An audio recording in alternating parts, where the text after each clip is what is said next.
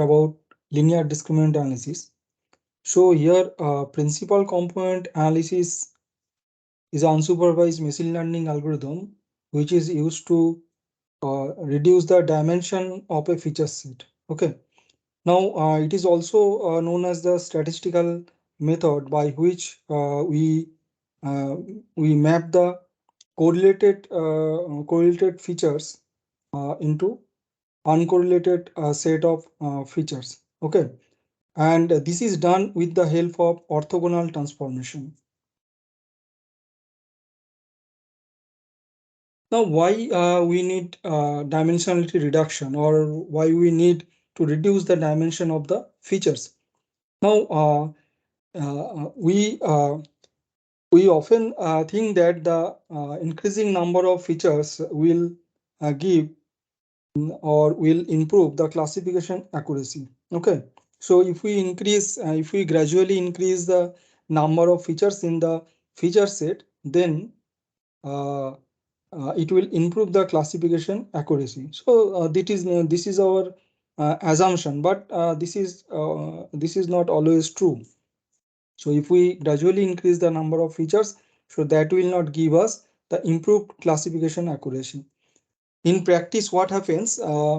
Inclusion of more features actually lead to worse performance. Okay, so here if we see this graph of dimensionality versus performance, then we can see at this.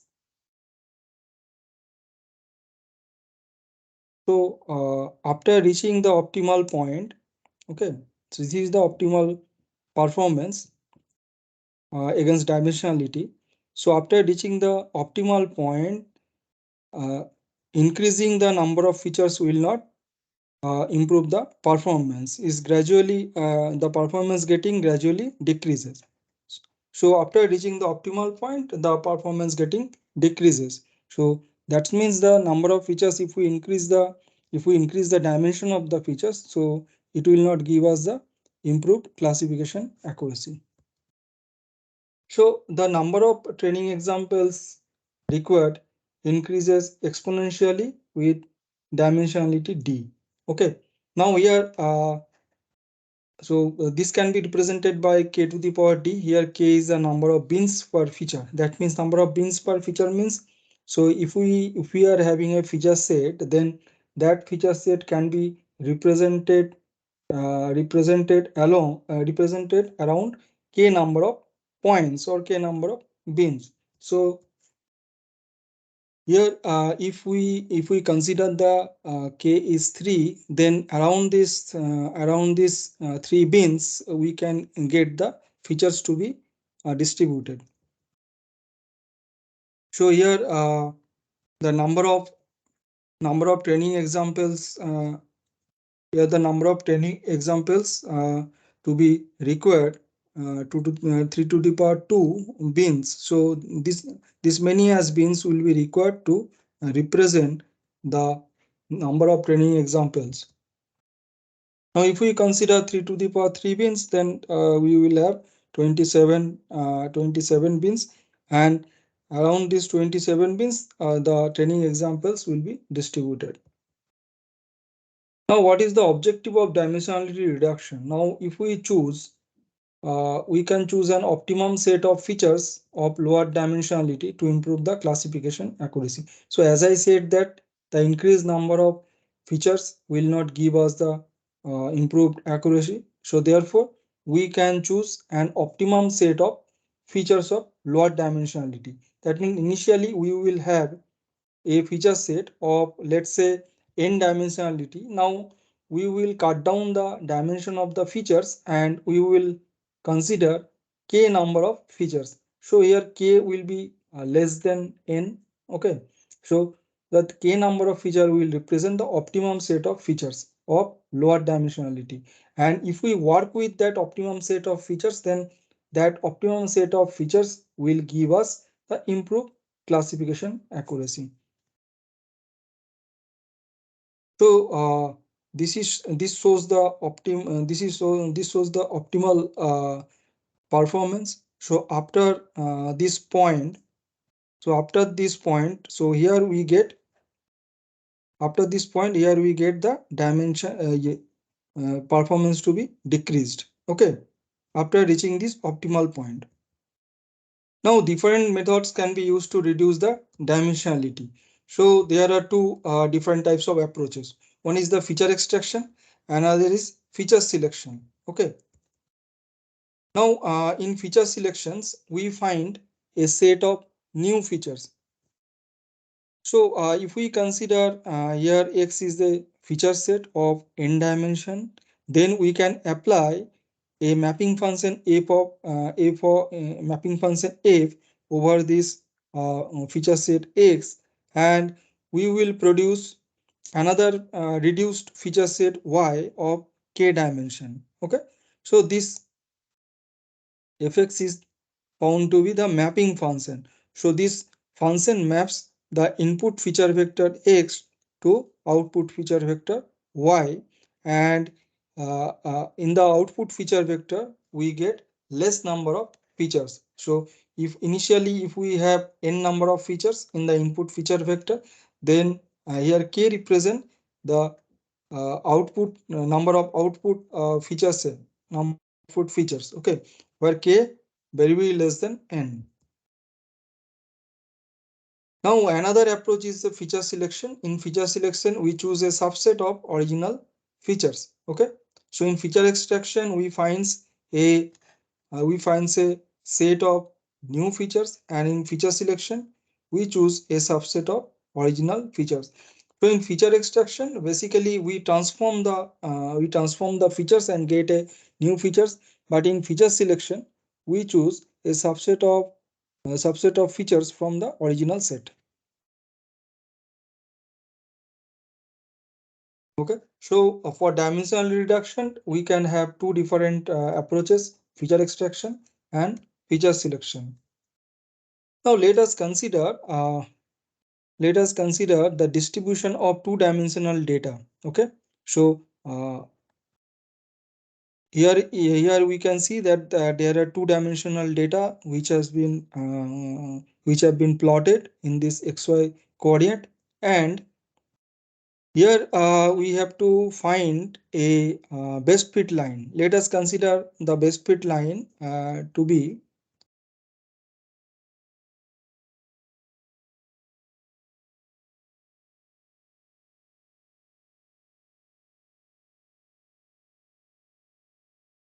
the best fit line.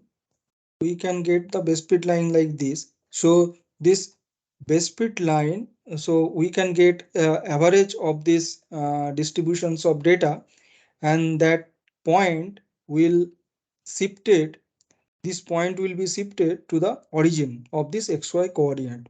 Okay, and the objective is to we have to find a number of components.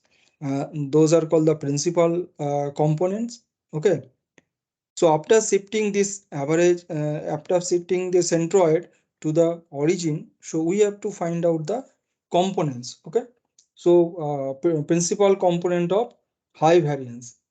So our objective is to first we plot the data points. With it may be two dimensional, it may be three dimensional, it may be four dimensional. So if it is two dimensional, then we will get the distributions to be plotted on the xy coordinate. If it is three dimensional, then we will get another axis. So in the three dimensional in the plane, we will plot those points in the three dimension feature space or vector space. And if it is four dimension or more than four dimension, then we cannot we cannot show the diagram, because after three dimension it is impossible to get the distribution to be plotted uh, uh, distribution to be plotted in the feature space. Okay, so now after getting those points to be plotted in the xy coordinate, we get the centroid point. So how to get the centroid point? So we in the along the x-axis, whatever the feature points we have considered. So two-dimensional means there are two different attributes or two different features for each sample. Okay, now we get the average of the points along x-axis. We get the average of points along y-axis, and then the centroid to be plotted, and that centroid will be shifted to the origin, and we will get the distributions like this. So if we consider this three-dimensional data, then we can get the distributions like this. Now after having this distribution, which is centered at the origin, then we have to find out the principal component of high variance.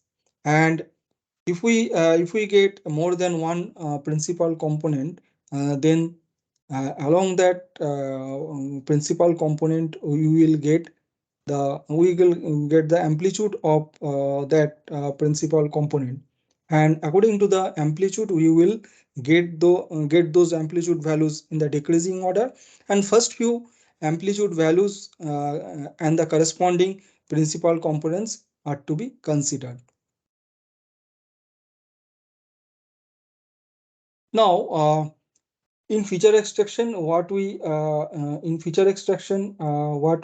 consider that linear combinations are particularly useful because they are simple to compute and analytically tractable. Okay, so here we consider the linear combinations. So these linear combinations are found to be simple to compute. Now let us consider we have been given a feature set X that belongs to Rn. So this Rn means this n represent the number of features or the dimension of the feature space. Okay, this Rn represent the feature space and X belongs to this feature space. Now we have to find k by n matrix T such that y equals to Tx that belongs to Rk. Okay. So initially, the dimension of the feature space is given as Rn. This is the higher dimensional feature space, and from this higher dimensional feature space, we have to obtain the lower dimensional feature space of dimension k. Okay, and we have to determine a matrix k by n, and this y will be given by Tx, and that belongs to Rk, where k will be found very less than n. Okay, so here x is the initial feature vector, so we apply the mapping function. This is the higher dimensional feature vector, and from this higher dimensional feature vector we will obtain the lower dimensional feature vector in the vector space. Okay, and this will be given by this y, and here the 1 to y1 to yk is the number of features that we have obtained in the output after applying mapping function f to the input feature vector x. Now sometimes this mapping is called the projection. So this is a projection from n dimensional space to k dimensional feature space. Okay, now, from a mathematical point of view, now finding an optimum mapping y equals to fx is equivalent to optimizing an objective criterion. Okay, so here also here we have the objective to find an optimum mapping y equals to fx, which to be equivalent to optimizing an objective criterion. Now, there are different methods that can be used different objective criteria. So one objective criteria is minimize information loss. Okay, another criteria is maximize discriminatory information. Now to minimize the information loss, we can represent the data as accurately as possible in the lower dimensional space. Okay, so to minimize the information loss, we can represent the data in the lower dimensional space, and to maximize the discriminatory information we can enhance the class discriminatory information in lower dimensional space. Okay,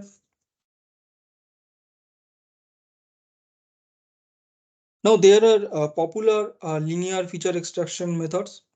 The first one is known as the principal component analysis, and next is known as the linear discriminant analysis. So principal component analysis seeks a projection that preserves as much information in the data as possible. Okay, but in linear discriminant analysis, we seek a projection that best discriminate the data. Okay, there are many other dimensionality reduction techniques are available in machine learning, like independent component analysis, Fisher linear discriminant analysis, embedding, locally linear embedding. So there are many other methods are there for dimensionality reduction. So since we are talking about the principal component analysis, so we will get into this and we will try to understand how principal component analysis works. Now, what we know about as I said that we have to project the input feature space to in high dimensional input feature space to lower dimensional output feature space. Now, for this we need some basis. Okay, so we need the basis vector. Now, what are the vectors will be called a basis vector? Now, to satisfy a set of vectors to be basis vector, so we need to get the set of vectors that span the vector space. Okay, now if we consider a two-dimensional vector space, then the number of basis vectors will be 2. Okay, and if we have three-dimensional feature space, then vector space, then we will get we will get three basis vectors that will span the vector space. Okay, and the other condition is that the first condition is that the basis vector, the set of basis vector will span the vector space, and the second condition is that the basis vectors will be independent to each other. Okay, that means if we multiply any scalar value to the to a basis vector, then we will not get the other basis vector. So that is why we are saying that the basis vectors are found to be independent to each other. Okay, now let us consider a vector x that belongs to Rn vector space. So that can be represented by n components. Okay, that can be represented by n components. So here n refers to the number of features. Okay, or number of attributes. So we are considering a vector x that belongs to Rn vector space or Rn feature space, and we are assuming that the standard base v1 to vn, so here the v1 to vn are unit vectors in each dimension. Okay, and these unit vectors or these basis vectors are found to be perpendicular to each other in the vector space. So here xi, if we consider the xi is a vector, so this vector can be obtained by projecting x along the direction of vi. Now, how the projection is done? Now, if we consider this x is the input, this x is the input feature vector, okay, of n dimension. Now we have to project this feature vector of n dimension to another feature space of lower dimension, or it may be the higher dimension than the input feature space. So here we will consider the some standard basis vector like v1 to vn, and along these unit vectors or basis vector, we will project the input feature vector x. Okay, this unit vectors or standard basis vector will have a certain direction. So along that direction, we will project the input feature vector x. How it is done? So we can get xi, which is given by this transpose of x multiplied by vi and divided by, in the denominator we get transpose of vi multiplied by vi, and this will give us transpose of x and vi. Okay, if this transpose of vi and vi is found to be 1. Okay, when we get it is found to be 1. So if we consider the angle between the transpose of angle between the transpose of unit vector and the unit vector itself, then we can consider either cos we will guess cos theta equals to cos we will get cos theta, where theta may be 90 degree or 0 degree. So if we get the 90 degree, so for that we will get what we get for that. If we get theta equals to 0 degree, that means they both the transpose of unit vector and unit vector itself lie on the same line. But if we get they are perpendicular to each other, that means the transpose of unit vector and transpose and the unit vector itself, then we will get cos theta equals to cos 90 degree. And in the denominator, if we get this is found to be 1, then we will get the projection xi, which is given by transpose of x into vi. Okay, now after getting the projection of the input feature vector x of n dimension, then we can reconstruct the x from its projection. So how it is done? How we get the reconstruction from the projection? So projection is already computed. Now you will get the reconstruction, and this reconstruction is given by summation over xi vi. Okay, where I varies from 1 to n.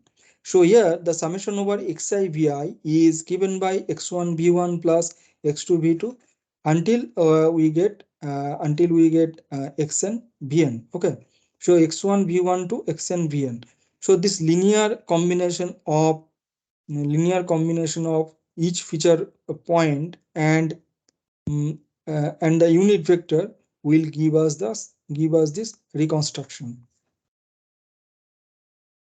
Now, since the basis vector is the same for all x that belongs to Rn, this is called the standard basis. So we typically represent them as the n component vector. Okay.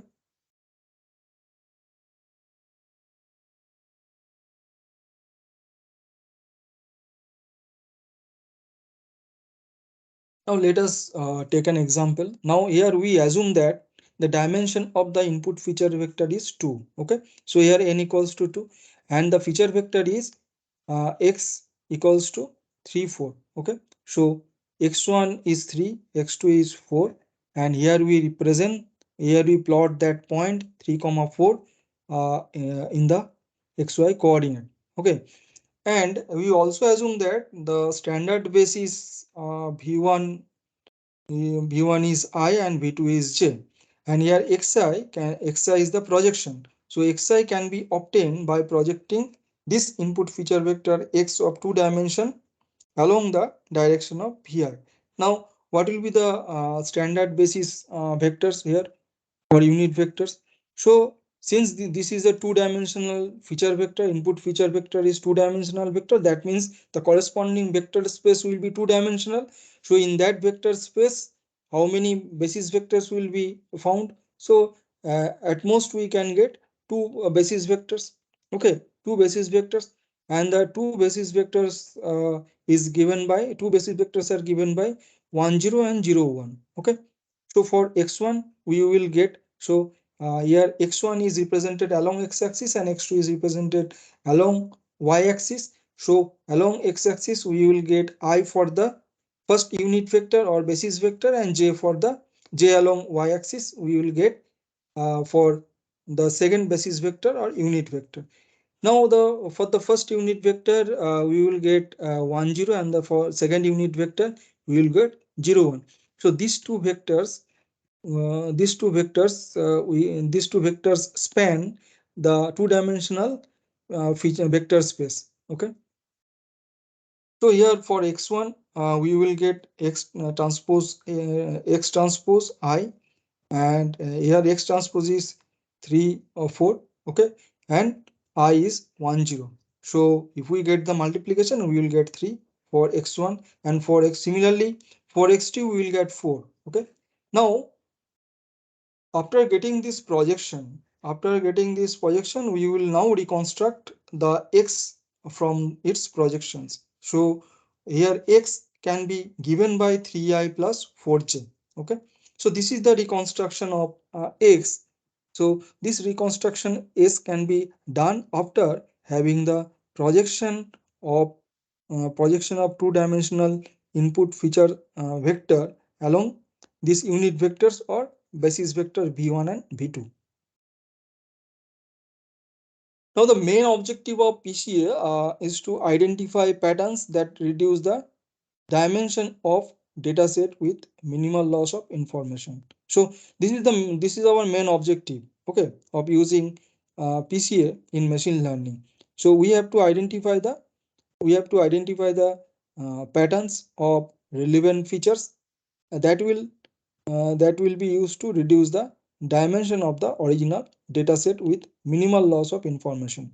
That means when we reduce the dimension of the original feature set of higher dimensional, then when we get the reduced feature set, in the reduced feature set, all the relevant features will be found. All the relevant feature means that the principal component with high variance. Okay, principal component with high variance features will be found in the reduced rate, and irrelevant features we can discard the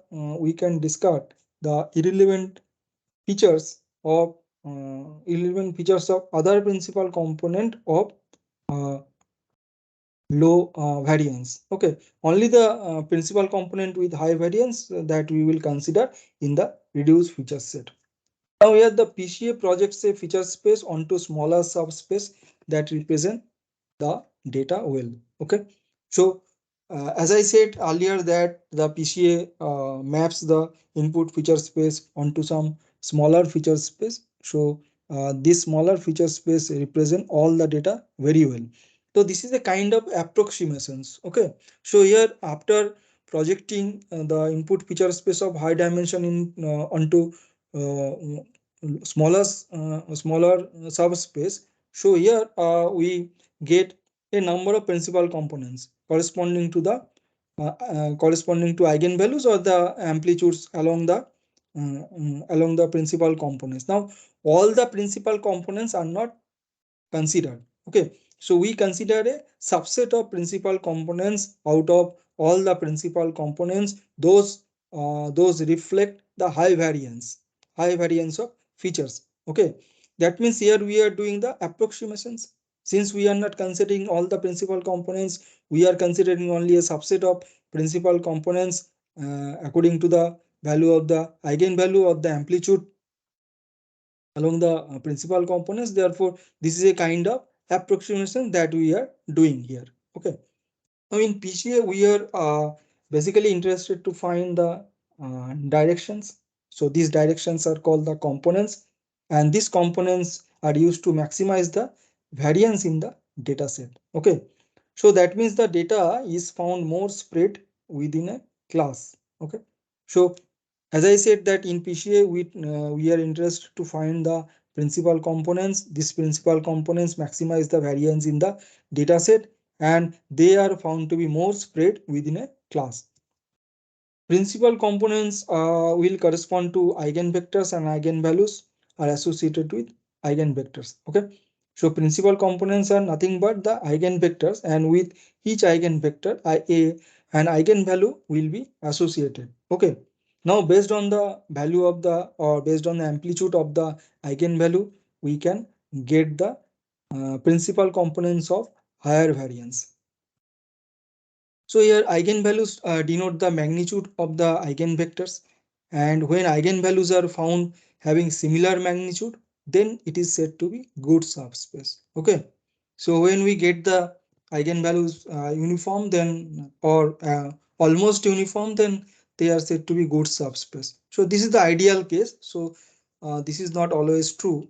So we have to get the principal component of higher variance only, and we will discard or we will ignore the principal component with lower variance.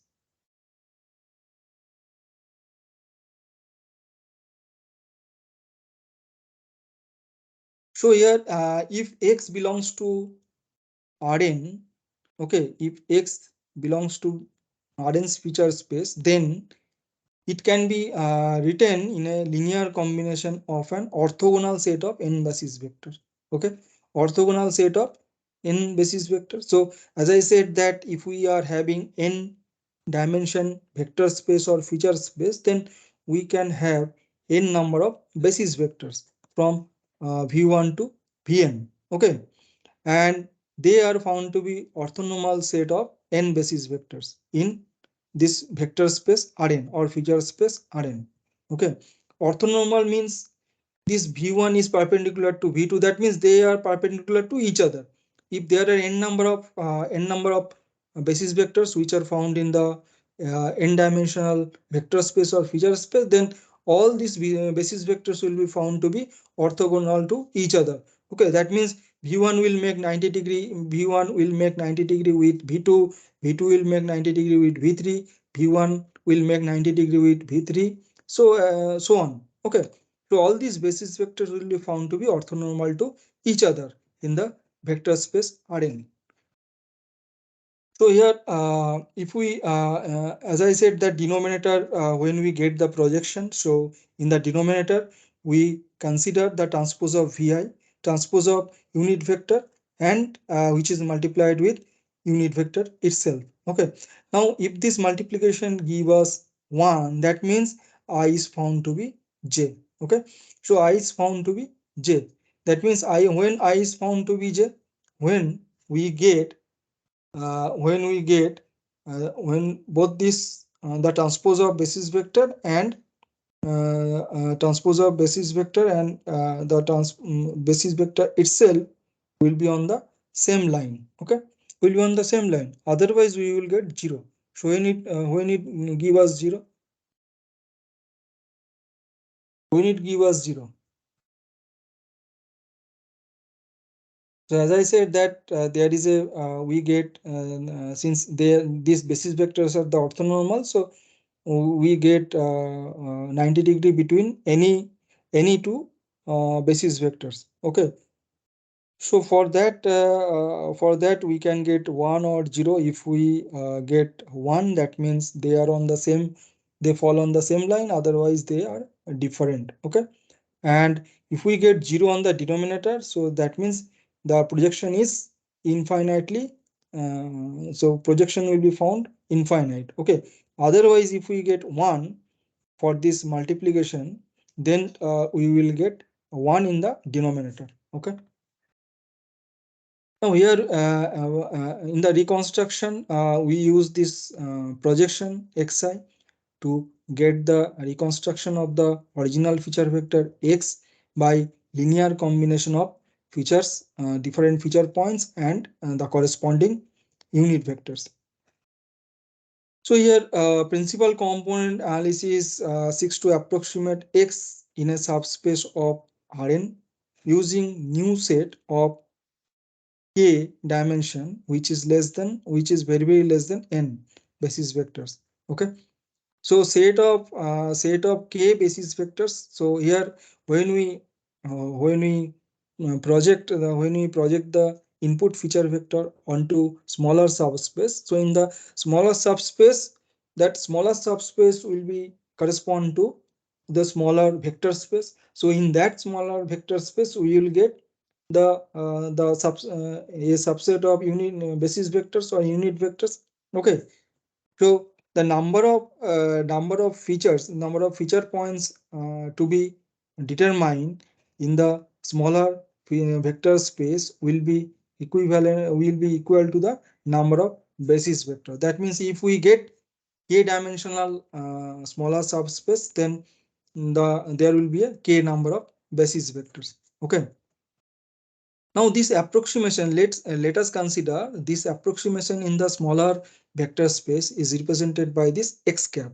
Okay, and this x cap is given by summation over yi ui. So ui is the, so here yi is the a particular ith feature, and ui is the ith ui is the corresponding ith unit vector. So we get the linear combination of this yi and ui for I equals to 1 to k. Okay, and when we get this linear combination, so this linear combination is getting with the help of this projection yi. Okay, so here also we get the yi is given by x transpose ui divided by uh, transpose ui into ui, and if the denominator is found to be 1, then we will get yi equals to transpose of x into ui. Okay, now here after reconstruction x, and here we get, when we get the approximation of the original feature vector x as x cap, then we have to minimize this reconstruction error. Okay, or minimize the information loss. Okay, so that can be done by this norm. We take the norm of deviation between original feature vector and approximated feature vector. Okay, and this norm of this deviation is to be minimized. Okay, and this is nothing but the minimize information loss. Okay, so here we minimize the information loss by taking the deviation, and we further we consider the norm of that deviation which to be minimized. Now this k number of features which have been k number of features which have been found in the smaller subspace are found to be optimal set of basis vectors. So here we get u1 to uk. This u1 to uk represent the optimal set of basis vector, and the corresponding feature vectors will be y1 to yk. Okay.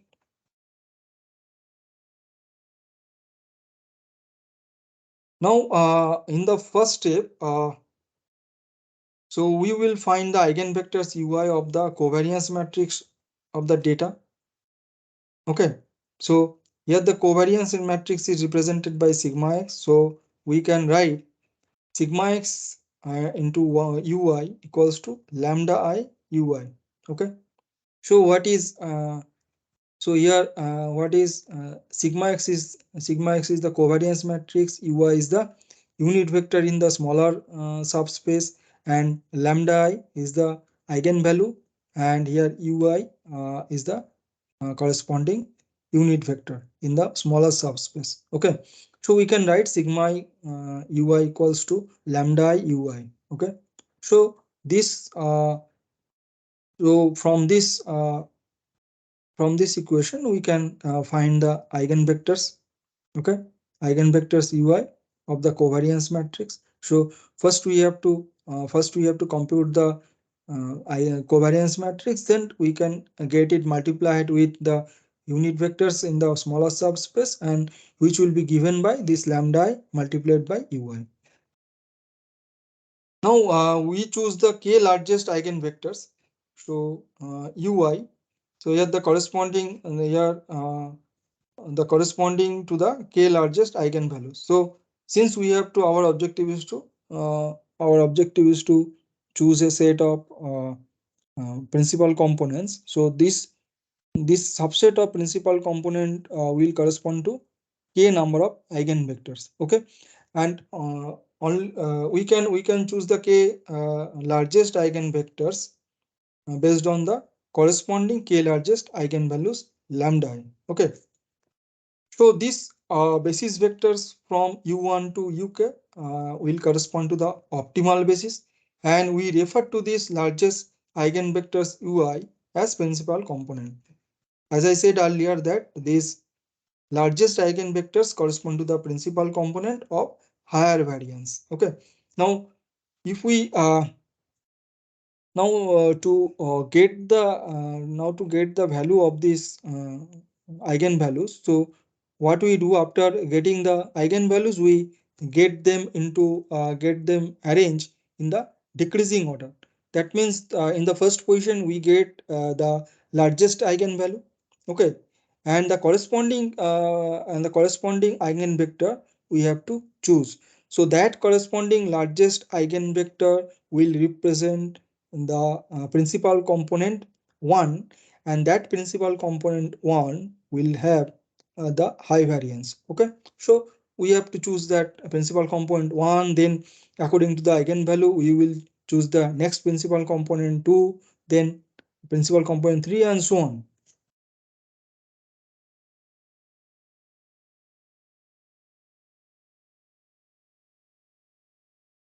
So if we have n dimensional input features vector, then for that we will get n number of principal components. Now all the principal components we are not going to choose, only a subset from that n number of principal component we have to choose, and this principal component will be found to be orthogonal to each other. That means each any two, if we consider any two principal component in the smaller subspace, then any two principal component will make 90° with each other. That is the orthonormal to each other. Okay.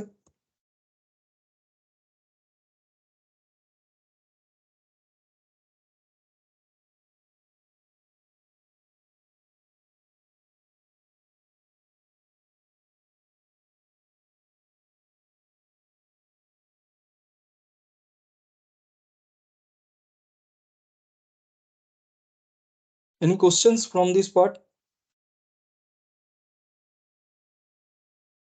If you have any questions, you can ask me. Otherwise, we will continue tomorrow.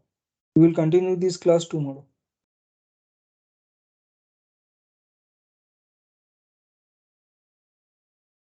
Okay, that's all for today.